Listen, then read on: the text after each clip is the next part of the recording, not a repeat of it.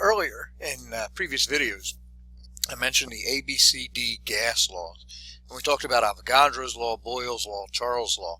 The D of that set of gas laws is John Dalton. We talked about him earlier in the semester when we talked about the discovery of what we call now atomic theory. And he was the first scientist to prove experimentally the existence of atoms. And in some of those same experiments, he developed a theory and some experimental evidence, this particular gas law, dealing with gases. And so we're going to talk mostly about his work for the rest of this chapter. The idea is that the total pressure in a system is made up of the sum of the pressures that are caused by each gas in that system. Another way of looking at this is that the pressure caused by a particular gas is going to be directly related to its mole fraction in that system. And so we can work that out mathematically this way, so that the sum of the pressures, the total pressure of gas in a system, is the sum of all of the moles of the gas that are in that system times RT over V. And the pressure caused by each gas is moles of that gas times RT over V. And we'll work some problems like that in class as well as in the homework. As part of Dalton's work, he started to explain why gases behave the way they do, why we see these four main gas laws as well as the ideal gas law at work. The ideas are: a gas consists of tiny particles, either atoms or molecules, that are moving around at random.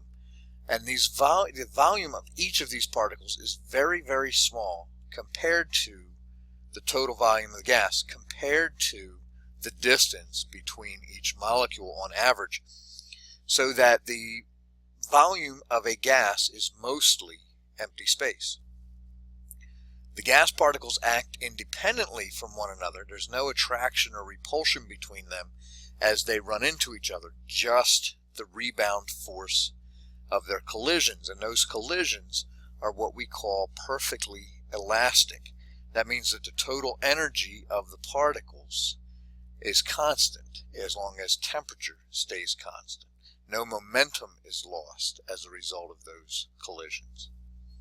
The average kinetic energy of gases in a particular sample then is going to be directly proportional to the Kelvin temperature of that sample. So all of these are hypothetical explanations that Dalton came up with for explaining why the gas laws are the way they are, and they each explain a particular gas law. And these have been well tested and well thought out, and so they add up to the kinetic molecular theory of gases, where kinetic talks about motion, molecules, and then we have our theory of gases. Looking at that pictorially, we can see what's going on here using Dalton's explanation to talk about these particular laws. If we have a particular gas and we decrease the volume, those gas molecules are going to run into each other and into the walls more often, and that's going to cause higher pressure. That's Boyle's law. We use Dalton's kinetic molecular theory to explain Charles' law. We want to keep pressure the same. We increase temperature, the molecules are moving faster. They run into the walls more often. If we don't add more pressure, those walls have to expand apart and we get larger volume. Avogadro's law: if we have that same size container and we don't want to increase pressure and we add more gas molecules, that's more collisions, and the walls of the container get pushed further apart. And now Dalton's law says it doesn't matter what the molecule is. If it's a gas, it's contributing the same amount of pressure as any other gas molecule would. Now, this idea that kinetic energy is directly proportional to Kelvin temperature, the way that works out mathematically, we say that the kinetic energy of the gases is 3RT over 2NA. R in this case is the gas constant that we've been talking about in this chapter. But in order for the units to work out right, to give us useful energy units, we're going to use 8.3145 for R instead of the 0.08206 R.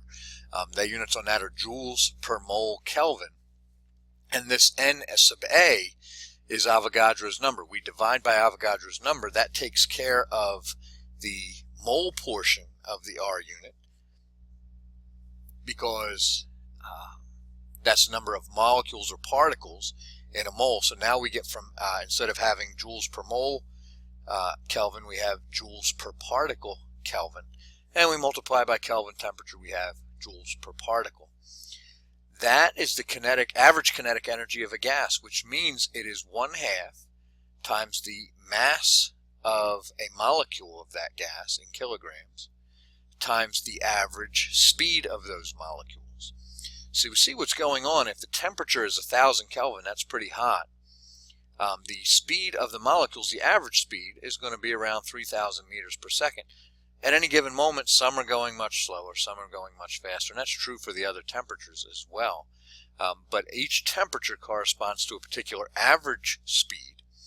And in that sample, a lot of those molecules are going faster or slower, and most of them are going the speed around the average. So we can take a look at this graph that shows the number of helium atoms that would have a particular speed at each of these particular temperatures.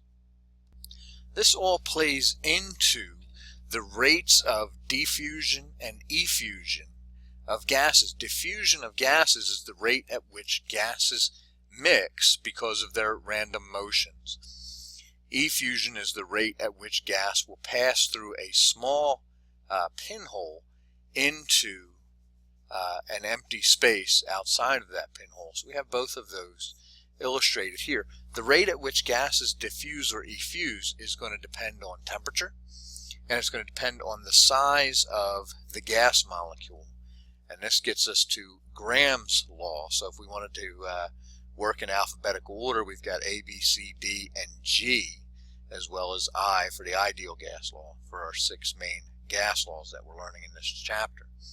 The rate of effusion of a gas, and this works for diffusion as well, is inversely proportional to the square root of its mass.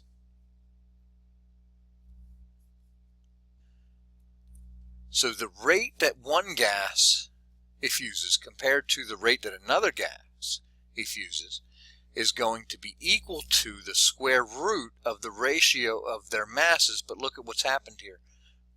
Gas 1's rate is the numerator here, and gas 2 is the denominator. The order is switched. Gas 2's mass is the numerator. Gas 1's mass is the denominator. And so if we know the rate at which any one gas effuses, and we know the molar masses of both, we can calculate the rate of effusion of the other.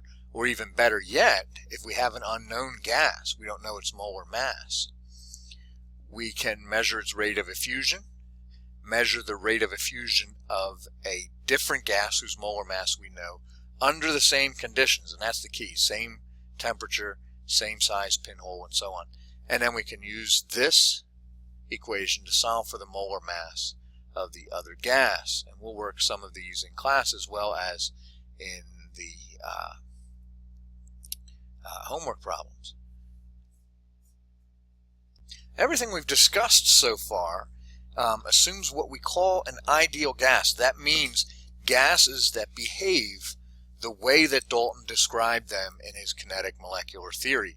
At low pressure, most gases behave that way, but if we increase pressure by squeezing down on this piston, we force the gas molecules closer together so that they're not really anymore very small compared to the space in between them.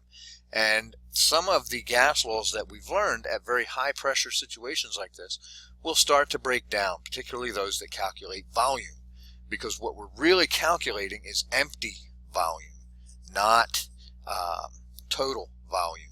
Empty volume and total volume are about the same in situations like this where the volume is very large compared to the size of the molecules, but it's not here. In order to correct for that, we're going to need two terms. One of them is what I just described, this term B. Here's our ideal gas law, PV equals nRT. We're correcting for volume, we're correcting for pressure. The reason we're correcting is one thing, the size of the molecule becomes an issue in situations where the molecules are very close together. In situations where the molecules stick to each other a little bit, we register a smaller pressure than we calculate from the ideal gas law. And so we can adjust for that in this way when we use this factor A that talks about how molecules stick to one another. We see this when there are storms. We always talk about a very low pressure system coming when there are storms. That's because water molecules have a large A factor in this gas law. They stick to one another more so than oxygen or nitrogen or other gas molecules.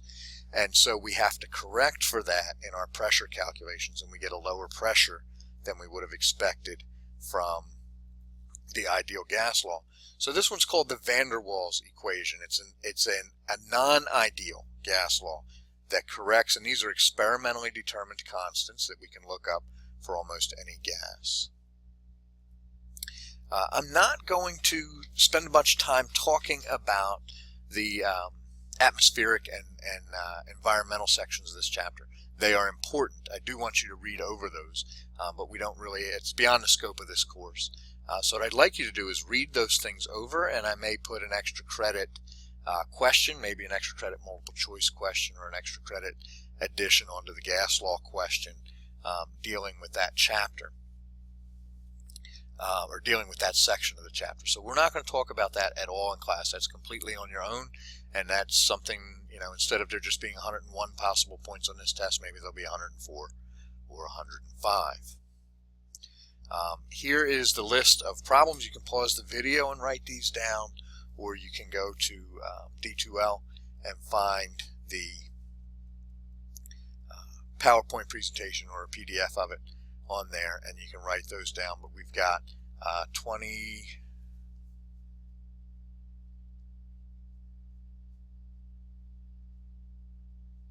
29 problems there out of the 108 that I would suggest you try on your own, and let me and the class know which of those are the hardest, and those are the ones we'll work together on in class.